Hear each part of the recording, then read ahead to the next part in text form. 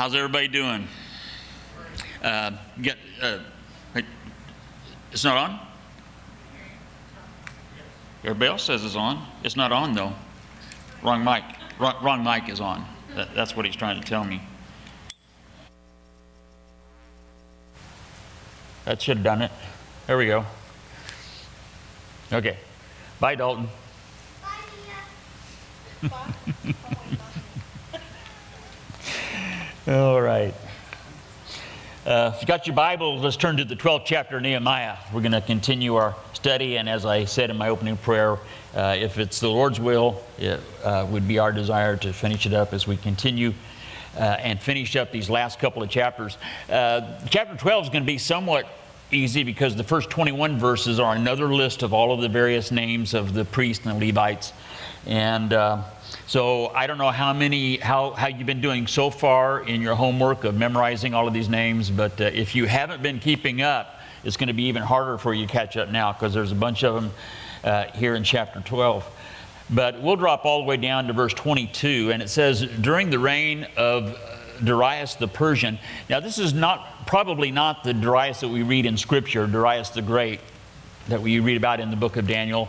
But this is Darius the Second. He was kind of a usurper. He was an illegitimate son that took the throne after the death of Artaxerxes, that was Nehemiah's boss, that Nehemiah had the privilege of bearing his cup.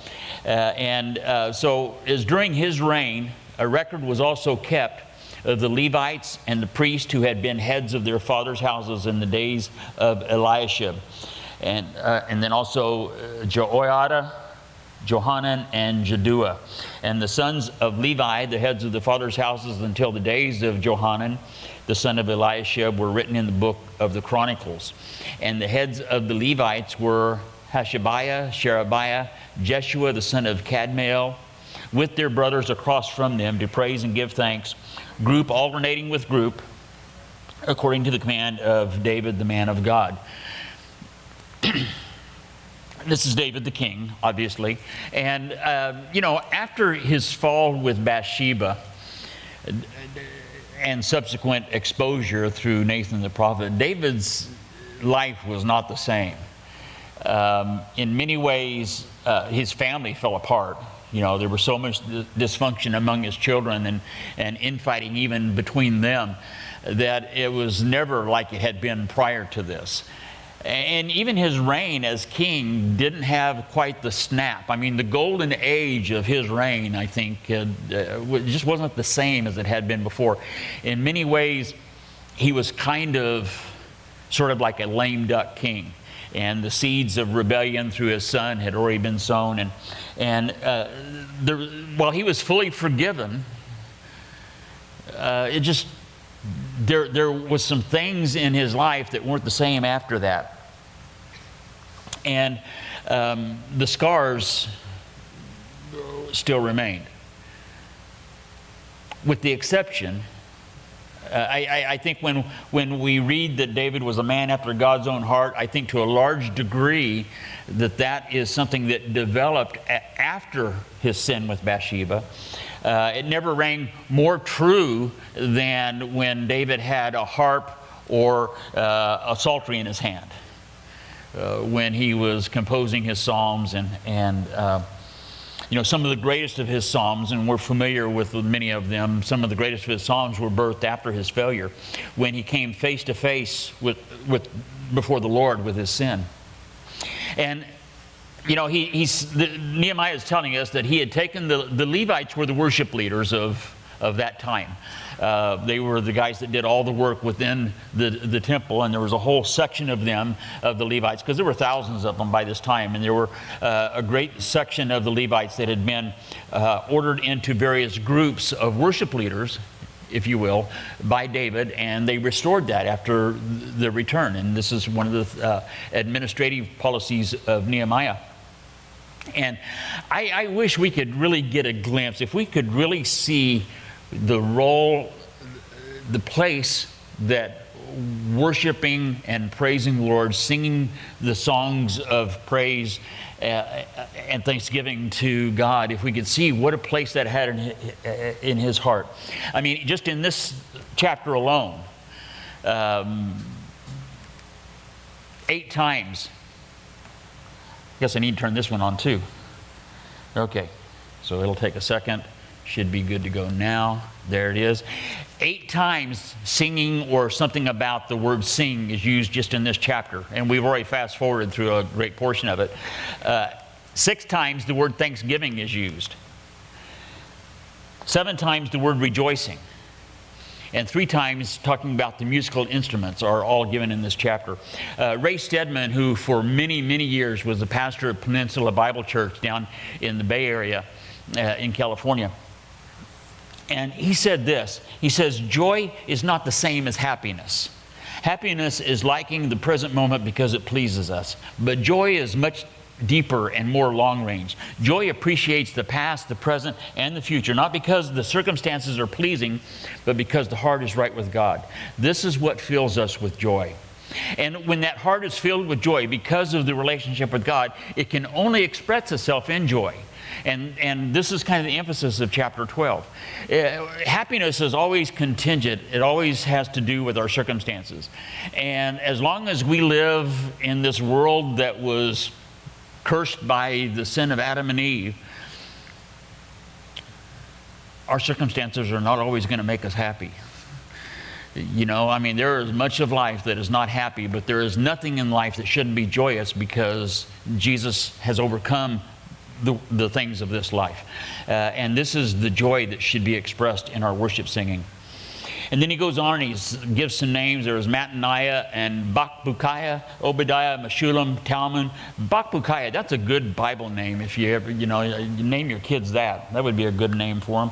Akub were gatekeepers, keeping the watch of the storerooms of the gates. So these were basically the bouncers. They were more than just ushers. They were the guys that had, they had some pretty good guns. And these lived in the days of Jehoiakim, the son of Jeshua, the son of Josadak, and in the days of Nehemiah the governor and of Ezra the priest. This is the Ezra that bore the book by his name, the scribe. He and Nehemiah were relative contemporaries. Their time overlaps a little bit, as we're going to see. He's even involved here.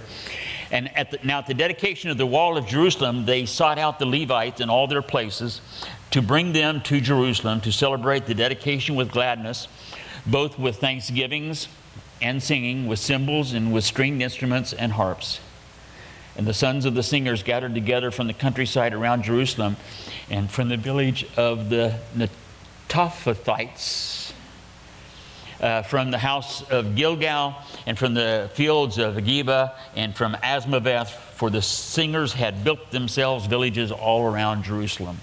And so the Levite singers, the worship leaders, they were a pretty close-knit group. They'd even built a few villages in the suburbs. You know, they didn't only want to get together on Shabbat and sing worship songs, but they wanted to hang out together the rest of the week as well. And see, how do I say this? Worship leaders, worship people in worship ministry are unique individuals, okay? To a large degree, they're relatively, I mean this positively, because first of all, they got to have skill. Of all the various ministries within a church, the necessity for having skill is probably the highest when we're talking about worship, right? I mean, that just kind of makes sense. But then it also not to be, and unfortunately, with many ministries and with many worship people, that's kind of where it ends. You know, I mean, if they got the skill, then that's all it takes. That's all anybody's looking for, because that guy can kick on guitar, you know. But it takes not only skill, but then it also takes humility. You know, and I remember hearing Gail Irwin one time talking, he did a whole teaching on worship, and he was saying that the true goal, a worship leader kind of comes to the apex of the worship service whenever he or she can disappear. because they are so involved in worship themselves as they go before the throne that the rest of the congregation just naturally follows them, and they don't notice the worship leader anymore because they're in the presence of God. And that takes humility. That's something that can't be faked. That's not something that is accomplished through stage presence. But not only does it take skill and humility, but it also takes holiness. It takes the person, because not only is the person that is up performing, if you will, on the stage as they are singing into the microphone and bending the strings and doing the things that they do musically. If that's all it is, then it's just a performance on a stage. But true worship is when the worship leader, in their humility and their skill and their holiness, they don't stand on a stage, but they're just on a platform, and it's a platform that's built for the purpose of being elevated, not to elevate the worship singer, the worship person, or the pastor, or anybody else. It's just like we saw earlier, they built the platform so that they could all see Ezra, and it's just elevated a little bit so people can see him. It only serves that purpose. It's not a stage where a performance takes place. It's just a platform where people can see him. But if there's not holiness associated with that, if that person that's in front of everybody else doesn't demonstrate a holy life, then no matter how skillful they are, no matter how humble they may be, if they don't have the holiness to accompaniment, it's hollow. And then the priests and the Levites purified themselves and purified the people, the gates and the wall. And this purification, this was a prerequisite for worship, is to have this not only for the worship leaders, the Levites, but then all the people who were going to come and join them in their worshiping, in their singing of praises. They had to purify themselves. And I know, I've been in ministry long enough to know that a person's purity is not demonstrated by their eyes closed and their hands raised while singing is going on. There's not, I like to close my hands and raise my hands, or close my eyes and raise my hands too. That's a good thing to do during worship, but that doesn't demonstrate purity or holiness. I think there's a lot of times where that's kind of posing. People will do that in an effort to appear as though they're holy, or appear as though they are pure. And what about that? What happens when that's somebody's doing that? Whether it's somebody that's leading worship or somebody that's following worship, or somebody on the platform or somebody in the congregation. If they're posing in that element, then that's all it is. It's not worship. Worship doesn't, Jesus said that those that worship God must do so in spirit and truth. And if that doesn't accompany a holy and a pure life, then it's not spiritual worship. It's not with our spirits, right? And that becomes no different. I can remember way back in the BC days, back before I came to Christ, and one of the things that was always kind of an issue between Sherry and I back in those days was my drug use, and specifically smoking weed. And I would defend it very vociferously. And I would tell her that I like to smoke a joint before we go to church. She was going to church and I was following her to church. And I told her that I like to take a few hits before I went to church because I could get into God better. And I said, and you can't tell me that I don't, because you're not me. You don't know what goes on inside of me. And besides, I've already talked to God, and He and I have kind of worked out a thing here.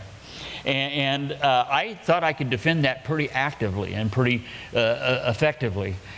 Except it was all a lie.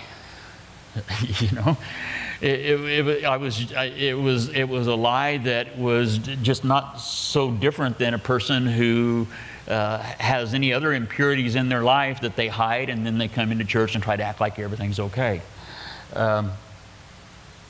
So, verse 31 says, I brought the leaders of Judah up on the wall and appointed 2 large thanksgiving choirs, and one went to the right hand on the wall toward the refuse gate. And after them went Hoshea and half of the leaders of Judah, and there was Azariah and Ezra, a different Ezra here, I think, and Meshullam, Judah, Benjamin, Shemaiah, Jeremiah, not the Jeremiah of the book, and some of the other priest's sons with the trumpets, Zechariah the son of Jonathan, the son of Shemaiah, the son of Mattaniah, the son of that guy, and this guy, the son of Asaph. And his brethren, all these other guys with the musical instruments of David, the man of God. So not only was David a great king, a mighty warrior, and a great songwriter, but he was also an inventor. He actually invented several musical instruments, and they're saying they're bringing some of the instruments that he had made. And then Ezra the Scribe, this is the Ezra of the book, went before them. So they divided into 2 groups. Nehemiah took one group this way, and Ezra took the other group the other way, and they went all the way. They encompassed, they circumvented the entire wall. By the fountain gate in front of them, they went up the stairs to the city of David on the stairway of the wall beyond the house of David as far as the water gate eastward. And the other Thanksgiving choir went the opposite way, and I was behind them with half of the people on the wall going past the Tower of the Ovens as far as the broad wall. We saw a picture of the broad wall last week, I think it was, that had been built by Hezekiah right before, during the time of the Assyrians. Above the gate of Ephraim, above the old gate, above the fish gate, and the Tower of Hananel, the Tower of the 100 as far as the sheep gate, and they stopped by the gate of the prison. And so by encircling the wall this way, where half of them went this way and the other half went the other way, this is the wall that they had just built. Now they're in the process of dedicating it. This is the dedication service of the wall that they built in less than 2 months. And by getting everybody to come up on the wall and then go around the entire circumference of the wall, it symbolized that this was not Nehemiah's gig. It was a community effort. You know, this was something that they all had a hand in, that it was something they were all involved in.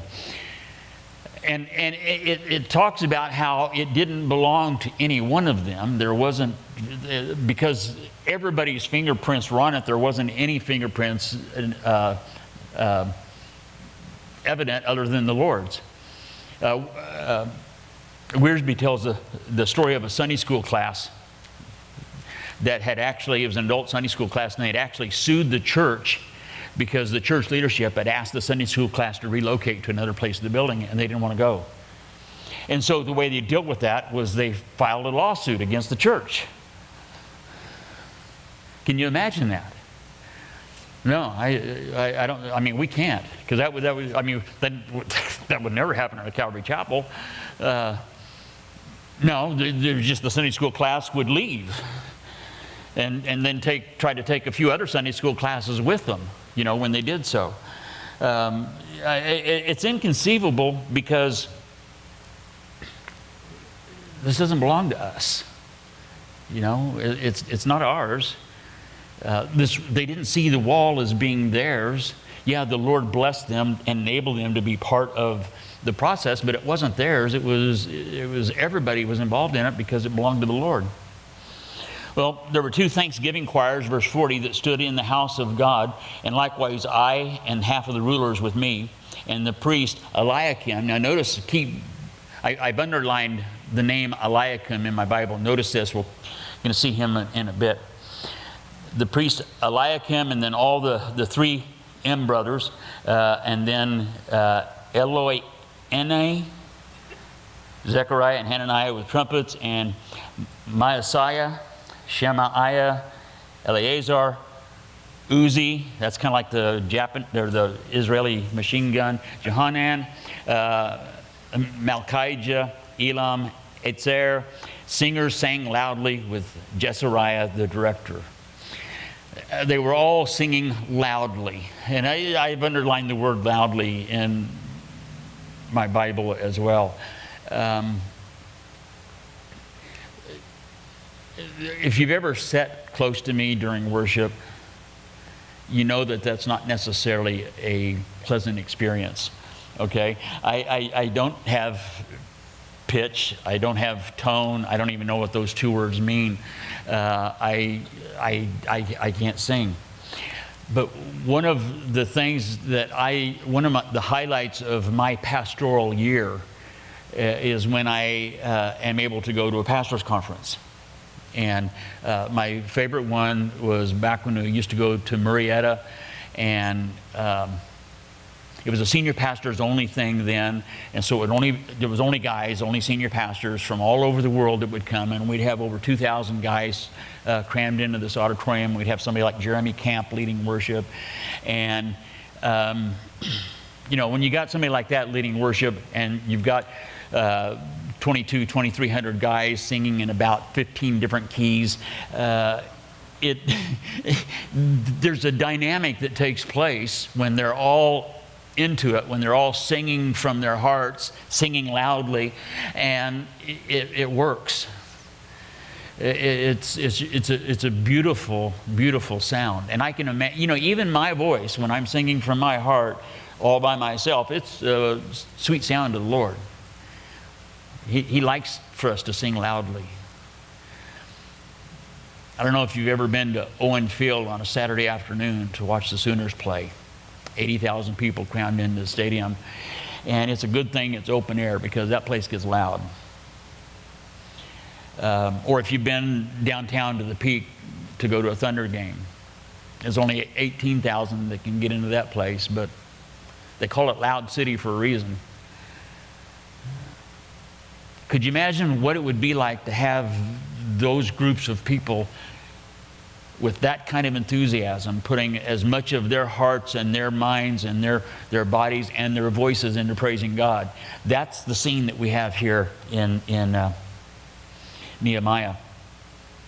And I don't think any of them were busy texting while this was going on, or drinking a cup of coffee back in the kitchen, or hanging out in the foyer, or being out in the foyer and then talking so loudly that the people that are trying to watch the stream on the TV out there can't even hear it, because everybody's having conversations. And if anybody's out there, I'm saying this really loudly so you can hear me. I don't think that was going on here. Okay? I don't think that was happening. I think they were worshiping God. And it says, and also that day they offered great sacrifices and rejoiced, for God had made them rejoice with a great joy. The women and the children also rejoiced, so that the joy of Jerusalem was heard afar off. And at the same time, some were appointed over the rooms of the storehouse of the offerings, the first fruits and the tithes, to gather into them from the fields of the cities the portions specified by the law for the priests and the Levites. For Judah rejoiced over the priests and the Levites who ministered. So the people would collect the tithes. They would pay 10% to the Levites. The Levites would collect what they had, and they would give 10% to the priests. And it was all working. And both the singers and the gatekeepers kept the charge of their God and the charge of the purification, according to the command of David and Solomon his son. For in the days of David and Asaph of old, Asaph was David's worship leader. And he even wrote some of the Psalms that we read in the book of Psalms. And it says, in those days, there were chiefs of the singers, songs of praise and thanksgiving to God. And in the days of Zerubbabel, and in the days of Nehemiah, all Israel gave the portions for the singers and the gatekeepers, a portion for each day. And they also consecrated holy things for the Levites. And the Levites consecrated them for the children of Aaron. And on that day, they read from the book of Moses in the hearing of the people. And in it was found written that no Ammonite or Moabite should ever come into the assembly of God, because they had not met the children of Israel with bread and water, but hired Balaam against them to curse them. However, our God turned the curse into a blessing. On that day, what this means is that on the same day that they were dedicating the wall, on the day when all this was happening in chapter 12, on the very same day, they were having a Bible study, and they actually read in Deuteronomy chapter 23, where it says in verses 3 to 4, an Ammonite or Moabite shall not enter the assembly of the Lord, even to the 10th generation. None of his descendants shall enter the assembly of the Lord forever, because they did not meet you with bread and water on the road when you came out of Egypt, because they hired against you Balaam, the son of Beor of Pethor of Mesopotamia to curse you. And that's from Deuteronomy chapter 23, but they're referencing what takes place in the book of Numbers chapter 22. And, Balak came to Balaam and asked him to go curse the Israelites. He was a prophet that had some kind of false prophet, but he had some kind of connection with the Lord that we don't really understand. And twice, God told Balaam to not go. They were offering him a lot of money, and he says, well, I'll have to go ask the Lord. And the Lord would say, no, don't go. I've blessed them. And so he went back and told Balak, I can't go. God told me not to. And they said, well, maybe you didn't hear us. We're going to give you a lot of money. And so they offered him more money. And he went back and said, God, they've offered me a lot of money. Can I go? And God said, no, I told you not to go. And so twice he told him no. And then finally God says, I tell you what, you go, but you're going to do what I tell you to do. And even the donkey tried to tell him, don't go, because the angel of the Lord was there with a big sword, and he was going to make Balaam 12 inches shorter, And and as he got there, and he started to open his mouth to say a curse, and all that would come out was a blessing. 3 times. 3 times he gave a blessing. And Balak is like, what are you doing? He said, I told you I can only do what God says. And so this was a reminder of that the Moabites and the Ammonites, because Balak was a Moabite, and so because they didn't do that, then you go, don't let them come into the church. And so it was when they had heard the law that they separated all the mixed multitude from Israel. So of course the Moabites and the Ammonites could come into the assembly if they became Jews. If they went through the proselytizing process, then they could come in. But what they were wanting to do is come in, and it uses the term mixed multitude. We saw the mixed multitude in the Exodus that came out of Egypt. But what exactly is a mixed multitude? This is generations, centuries after Exodus. What exactly is a mixed multitude? It's someone who wants the benefits of associating with God and His people without surrender. They don't want to become proselytized. They don't want to become gods. They just want the benefit of being with God's people. They may look the part on the outside. They may close their eyes and lift their hands during worship, but there's not that holiness, there's not that purity and that surrender that's associated with being a man or a woman of God. And this actually, verse 3 of chapter 13 should be, I think, in my opinion, which means nothing, but if I'd have been the guy that divided the Bible into chapters, I would have made this the end of chapter 12. It fits contextually, and it would have made a very fitting ending for chapter 12. In fact, and of course they didn't ask me this, but I think it would have made a very fitting ending for the book of Nehemiah, if it just ended right here, because they've shown how, not everything was hunky-dory. They all got together and they were arm in arm, and they had one hand with a sword and one hand with a trowel, and they built the wall with great opposition, and they silenced the words of Tobiah and Sanballat and Geshem, and they did all of that, and they even learned how to deal with what the Song of Solomon calls the foxes in the vineyard, that come in and kind of mess you up a little bit. They jump over the wall into the vineyard and start eating the grapes. They learned how to deal with that, as we just saw. How those foxes in the vineyard can get in and kind of squelch the life in the spirit once the wall's been built up. But the book of Nehemiah, just like the book of life, like our lives, always has a chapter 13. It would have been a nice place to end, but there is a chapter 13. And it says in verse 4 of chapter 13, which I think should be verse 1 of chapter 13, but it says, before this, Eliashib the priest, having authority over the storerooms of the house of our God, was allied with Tobiah. So this Eliashib says here that the priest that we saw earlier, was allied with Tobiah and had prepared for him Tobiah the Ammonite. Okay, we learned earlier that his first name is Tobiah, middle name is and his last name is Ammonite. And so Mr. Ammonite, they had prepared a room for him, which had previously been used. They used it to store the grain offerings, the frankincense, and the articles, tithes of the grain, new wine and oil, which were commanded to be given to the Levites and the singers and the gatekeepers and the offerings of the priests.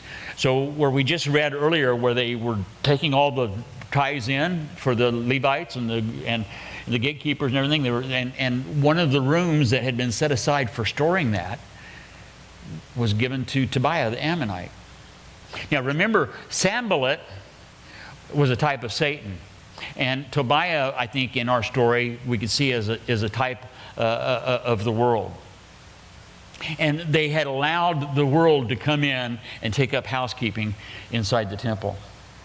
And Elisha was one of the guys that worked on the wall. In fact, he was the one that led, back in chapter 3, when he's the first guy mentioned. He was the leader. He was the first guy to take up a trowel, the priest. And he led the way in rebuilding the wall. And then when they dedicated the wall, he led the way for that big worship service they had. And he's supposed to be an example. You know, he was somebody that the people looked up to. Oh, that's Elisha the priest. He's the one that shows us the way to God. And yet here he is. He's entered in. We're going to see in a minute how, but he entered into a relationship with Tobiah, with the world, and that which it should have been set apart for the things of God had actually been set apart for the world. And the world is materialism and greed and envy, isn't it? And this is he is typifying allowing that to come in to the purity of the temple worship. But during all this, I was not in Jerusalem, for in the 32nd year of Artaxerxes, the king of Babylon, I had returned to the king. So Nehemiah's first term of governor, for all of you geography and history buff guys, during his first term, it was from 444 to 432. He was there for 12 years. They built the wall, they dedicated it, and he ruled as governor for a period of 12 years. But remember, Artaxerxes, when he let him go, he says, now you're my number one food taster guy, and so don't forget where your mail comes. You know, he wanted him to come back. And so after 12 years, Artaxerxes getting a little hungry, and he called him back, and then he returned he was there in Shushan in Persia until 424. And he came back in 424 to begin his second term as governor. So there was this 12-year gap when Nehemiah wasn't there. And after certain days, I obtained leave from the king, and I came to Jerusalem and discovered the evil that Eliashib had done for Tobiah in preparing a room for him in the courts of the house of God. And it grieved me bitterly. Therefore, I threw all the household goods of Tobiah out of the room. You know, you can imagine what it was like for Tobiah when he came home that day, you know, and he walked into his apartment, and it was empty. It was full of grain, you know, and all the stuff that it was supposed to be full of. But all his stuff was laying out in the front yard. And, you know, Nehemiah just took it upon himself to go in there and take Tobiah's stuff and pick it up and throw it outside without even talking to Tobiah about it. I mean, that's not very loving of him, was it? I mean, was Jesus showing a lack of love when he did virtually the same thing 2 times in the temple, when it had been given over to the money changers and to the things of the world? And he said that you've turned my father's house into a den of thieves. Was he lacking in love then? Of course not. He was Jesus. Okay, so that wasn't unloving of him. But why didn't he pray first? You know, it doesn't take very much time in the book of Nehemiah to see that Nehemiah was a praying man. In fact, 4 times in chapter 13 alone, he says, remember me, O Lord. Remember me, O God. Nehemiah was a praying man. And I would suggest to you that he did pray. Maybe he didn't pray right at that very moment before he went into Tobiah's house and started throwing, or the room, and started throwing all his stuff out into the courtyard. But he is what we call prayed up. You know, he was a praying man. And I mean, do we need to pray? Do we need to say, well, God, I've allowed this worldliness to come into I've built up this nice wall of protection against the enemy, but this worldliness has come in. You think, Lord, should I get rid of it? I mean, do we really need to pray about that? Or do we just need to do it? And so then I commanded them, verse 9, to cleanse the rooms, and I brought back into them the articles of the house of God with the grain of offering and the frankincense. So they broke out all the Febreze and the Lysol, and sprinkled some holy water around and get rid of all the Tobiah cooties.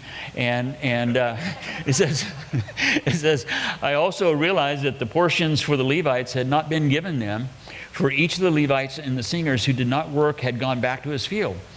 Or who did the work had gone back to his field. So they were supposed to, they weren't receiving the tithes from the people like they were supposed to. He had it all set up before he went back to Persia, and he comes back 12 years later and finds out they weren't doing that.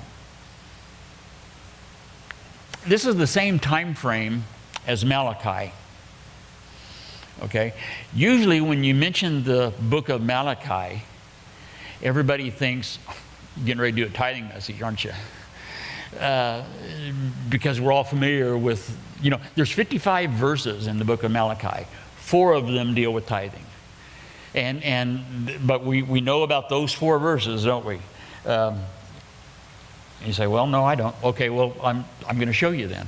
Malachi chapter 3, starting with verse 7, says, this is God talking to the inhabitants of Jerusalem in the same time frame that we're seeing here in chapter 13. It says, yet from the days of your fathers you have gone away from my ordinances and not kept them. Return to me, and I will return to you, says the Lord of hosts. But you said, well, in what way shall we return? We didn't know we'd gone anywhere, the people said. And so he says in verse 8, will a man rob God? Yet you have robbed me. But you say, well, how have we robbed you? And he says, in tithes and offerings. And he says, and you are cursed with a curse, for you have robbed me, even this whole nation. And so then he says, bring all the tithes into the storehouse. Get rid of Tobiah and bring the tithes in, that there may be food in my house. And try me now in this, says the Lord of hosts, if I will not open for you the windows of heaven and pour out for you such a blessing that there will not be room enough to receive it. See, the reason why there was room for the worldliness for Tobiah is because they had quit paying their tithes. They didn't have to move the grain out of that room. They didn't have the grain to put in the room. And the Levites had all had to go back to working in the fields in order to eat. So he says in verse 11, I contended with the rulers and said, why is the house of God forsaken?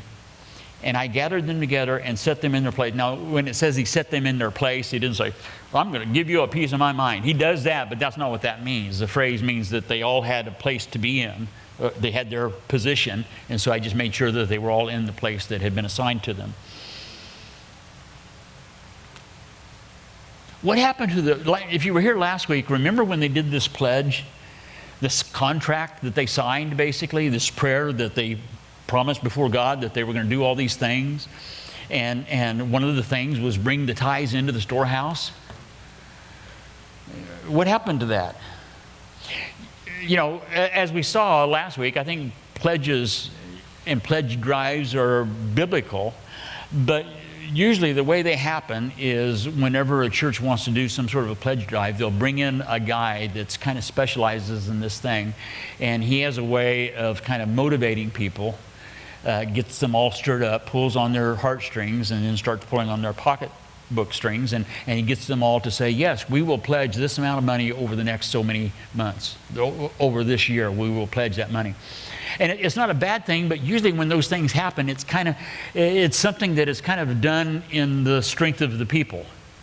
It's something that they do in their own strength, or we would say it's something that they do in their own flesh. It's not the Lord that's doing that. It's not the Lord that's stirring them up, but it's some guy that knows how to get them stirred up.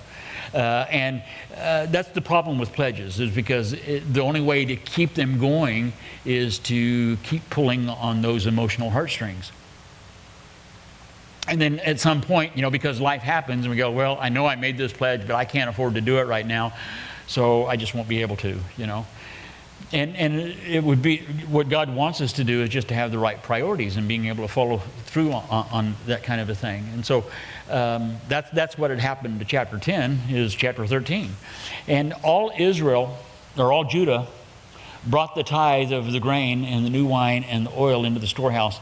And I appointed as treasurers over the storehouse Shelemiah the priest and Zadok the scribe, and of the Levites, Pedaiah, and then next to them was Hanan the son of Zakur, the son of Mattaniah, for they were considered faithful, and their task was to distribute to their brethren.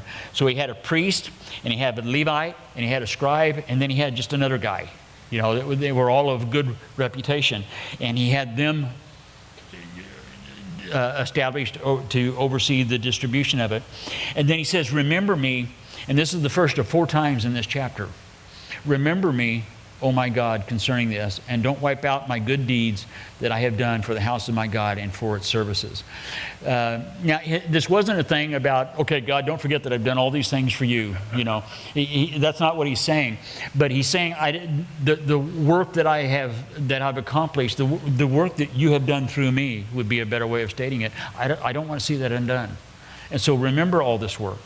You know, in our present climate, if we just think of where we are in July of 2020 and what all is going on in the United States right now, what would be an application of this? I mean, in our present climate, what is the good work that could be undone?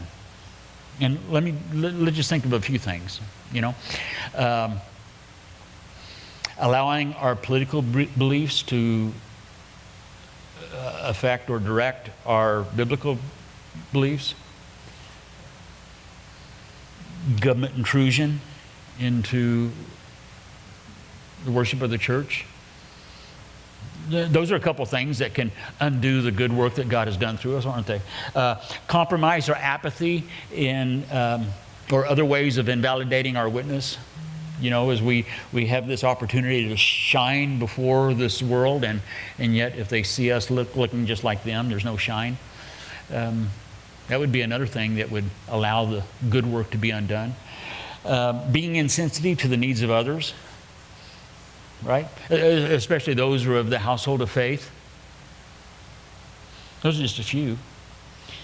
He says, remember me, God, and don't let that happen. And in those days, I saw people in Judah treading wine presses on the Sabbath and bringing in sheaves and loading donkeys with wine, grapes, and figs and all kinds of burdens, which they brought into Jerusalem on Shabbat. And I warned them about the day on which they were selling provisions. And men of Tyre dwelt there also, who brought in fish and all kinds of goods and sold them on the Sabbath to the children of Judah and in Jerusalem. And then I contended with the nobles of Judah, and I said to them, what evil thing is this that you do by which you profane the Sabbath day? Did not your fathers do this, and did not God bring all this disaster on us and on this city? You know, the number one reason why they were taken off in captivity is because they had profaned not only the Sabbath day, but the Sabbath year. And God says, you owe me 490 of those years. And so, or 490 of those 7 days, sabbatical sevens, and that's why they were gone for 70 years. He says, don't you remember that this is why all this came upon us? Yet you bring added wrath on Israel by profaning Shabbat. You know, we've covered the whole thing about. I know there are those well-meaning people that think we're going to church on the wrong day. We've talked about that before, that we're not under the Sabbath rule as Christians. But another question is, you know, people say, should we go honor the Sabbath? And then say, no, but today, Sunday is the Christian Sabbath. And that's another thing that you'll hear quite often. Is Sunday the Christian Sabbath? You know, I think when Paul was writing to the church of Colossae, I think he covers the question pretty well, where he says in Colossians chapter 2, starting with verse 16, let no one judge you in food or in drink regarding a festival or a new moon or Sabbaths, which are a shadow of things to come. They're just a shadow, but the substance, see this? The substance is of Christ. People say, well, Sunday is the new Christian Sabbath and we shouldn't work on Sunday. And I get that. If somebody believes that and they don't want to go, I know I have friends that won't work on Sunday. That's fine. I work every Sunday. I also go to church on Saturday. So I got both bases covered. But, the issue is, I think, do we place making a buck over honoring God? I think that's the issue. And this was also, the Sabbath was part of their chapter 10 pledge as well. How did this happen? Who made this decision to backslide? Did they wake up one morning and say, you know what, let's just open the doors and let the shops be open and we'll let all of those Philistines from Tyre come in and sell us some stuff on Saturday, who made that decision? I don't know. And so it was at the gates of Jerusalem, as it began to be dark before the Sabbath, that I commanded the gates to be shut. At sundown on Friday, the gates had to be shut, and I charged them that they must not be opened until sundown on Saturday, after the Sabbath. And I posted some of my servants at the gates, so that no burdens would be brought in on the Sabbath day.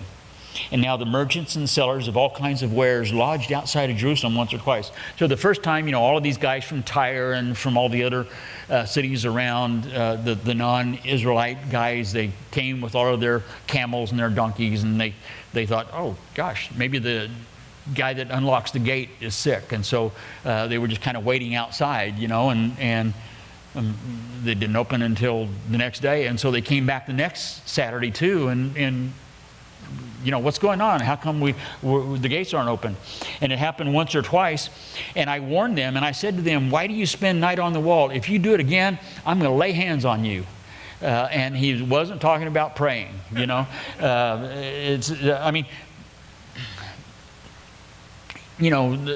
Hebrews, where it says that lay aside we're supposed to look unto Jesus and let aside every weight that's so and the sins that so easily ensnare us. And as we build up the walls of our temple, there are weights and sins just waiting. They're just right outside the wall. The Tyrenes are right outside the wall, just looking for some opportunity to be able to come in and squelch the rest that we have in Jesus. A good lesson there. And from that time, they came no more on the Sabbath. They didn't want Nehemiah praying for them, I guess. And he commanded the Levites that they should cleanse themselves, that they should go and guard the gates to sanctify the Sabbath day. And then he says again, remember me, O God, concerning this, and spare me according to the greatness of your mercy. And in those days, I also saw Jews who had married women of Ashdod and Ammon and Moab. And half of their children spoke the language of Ashdod and couldn't speak the language of Judah, but spoke according to the language of one or the other people. The Philistines, the people of Ashdod, they spoke this Indo-European language that had they were originally from over around Greece and Manoah in that area, and they had a language that kind of had Greek influences. And then the Ammonites and Moabites actually spoke closer to Hebrew than what the people in Jerusalem did, but they had this kind of a Hebrew that with a sprinkling of Aramaic. And then the people, because they'd come from captivity and they'd all grown up in captivity, and so they came back to Jerusalem speaking Aramaic, and they had these mixed families, and the kids didn't know what to say. They spoke kind of a hodgepodge of all of it. And it says, I contended with them and I cursed them. Now, he didn't cuss them out. And he didn't quote the classic poetry of my youth. May the bird of paradise fly up your nose. May the elephant caress you with his toes. May your wife be plagued with runners in your hose. May the bird of, he didn't, that wasn't that kind of curse. Marrying a foreign wife brought a curse. And so he just told them about that. He quoted that verse to them. And he says, but he didn't stop there. It says, and I struck some of them, and I pulled out their hair and made them swear by God, saying, you shall not give your daughters as wives to their sons, nor take their daughters for your sons or yourselves. Now, striking them, actually that Hebrew word sometimes it means to take out, not just punch them in the nose, but totally eliminate them. That word is used that way sometimes. I don't think that's what Nehemiah did. But it's interesting that the word where it says, I pulled out their hair, it's one word in the Hebrew. It literally means to polish or to scour. He gave them noogies is what he did. He got them all down and not bad for a butler, I mean, I mean, that's one way to have church, I guess. You could do it that way. Here's my question, and I don't really have the answer to this. It's just a question. Was Nehemiah in the flesh right here when he was scouring the tops of their heads? Or was he spirit-led? I mean, when essentially the same thing happened with Ezra, Nehemiah, it was about 30 years earlier, but the same thing had happened before Nehemiah had initially come back to Jerusalem. Ezra had come back, and the same thing had kind of happened to him. And what Ezra did was he pulled out some of his own hair and fell down on his knees in prayer and wept over the condition. Was that more spirit-led than what Nehemiah did? I don't know. But notice what Nehemiah says here. He says, didn't Solomon, the king of Israel, sin by these things? Yet among many nations there was no king like him, who was beloved of his God, and God made him king over all the land. But nevertheless, pagan women caused him even to sin. Should we then hear of your doing all this great evil, transgressing against God by marrying pagan women? The word pagan, there's two different words for pagan women in verses 26 and 27. In verse 26, if you're reading from the Old King James, it's outlandish women. And you're marrying outlandish women. Well, it just means women who are outside of the land. They're outlandish is the idea. They were foreign pagan women. They were compromising and dabbling with the world, in other words. We always think that we're kind of an exception to the rule when it comes to spirituality, don't we? We always think, well, I can handle it. It doesn't hurt to dabble in the world a little bit. I can handle it. Do you know that there's no place in the Bible that specifically says that having more than one wife is a sin? I don't know of any places. I mean, there's several places where polygamy is practiced, but I can't think of any examples where it was successful. But there's no place where it actually says that it's a sin. I wonder if it says that the king shouldn't multiply wives to themselves, but how many is multiplying? I mean, I wonder if Solomon said to himself, I can handle it. 2 wives, ain't no thing. 3 wives, 4 wives, and until he had 1,000. He had 1,000 of them. And those wives put a hook in his nose and pulled him away from God. If the wisest man that ever lived couldn't do it, if he couldn't handle it, what makes us think that we can if we dabble in the world? People want to say, is it a sin to, and then they've got their thing that they want to ask if it's a sin to do. And basically what they're looking for is permission to go do it. That's what is it a sin for me to be worldly? I mean, isn't that usually what people are asking when they ask that question? And why do we want to dabble in the world? And so verse 28 says, and one of the sons of Joiada, actually he was the grandson, the son of Eliashib, the high priest. Not only did he allow Tobiah to come and have a room inside the temple, but now it says that his grandson was the son-in-law of Sanballat the Horonite. And so Nehemiah says, and so I drove him from me. It was bad enough for Joiada,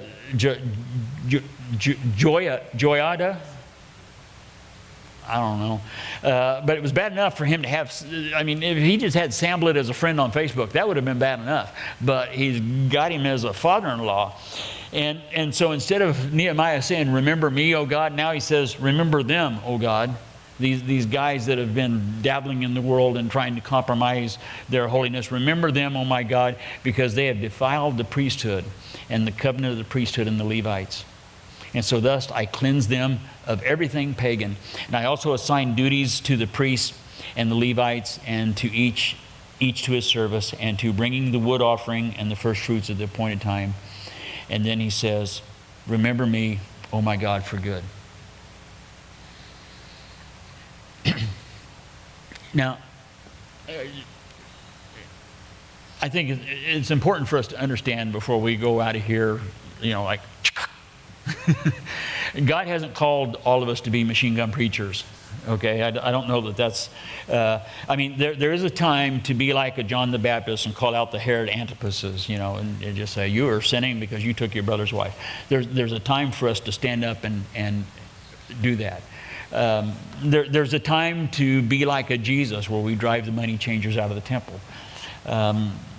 There's a time to be like Nehemiah and give noogies to those guys who would bring corruption into the household of faith. There's a time to be like Ezra and deal with that same indignation where it would just drive us to our knees. Or there's a time to be like Jesus, again, where, as Peter writes in 1 Peter chapter 2, whom when he was reviled, he did not revile in return, and when he suffered, he didn't threaten, but he committed himself to him who judges righteously. I think just in closing, whoa, boy, that was, okay, there we are.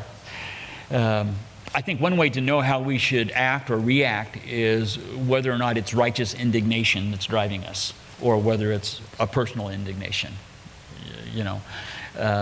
But even that's not necessarily the only criterion to use, because that's not what Ezra, Ezra had righteous indignation, and what he did with it was he fell down on his knees. It definitely wasn't personal with Ezra. He was just brokenhearted over God.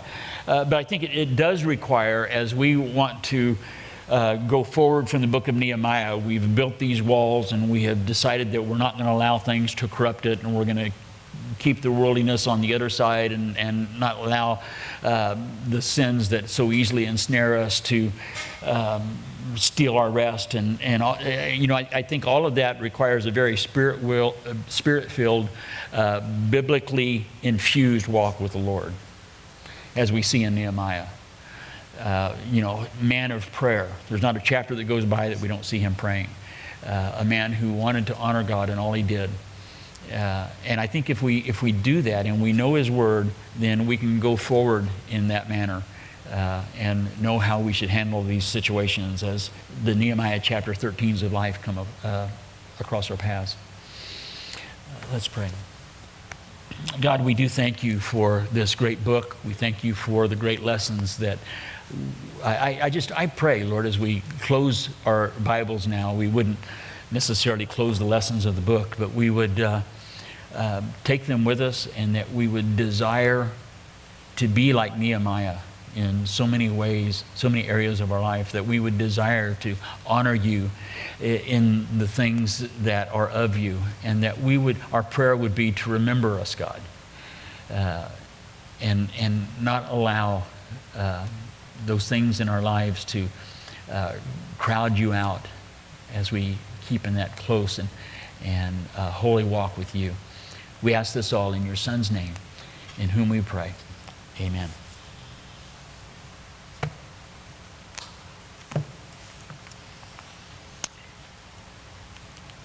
Questions? Okay, yeah.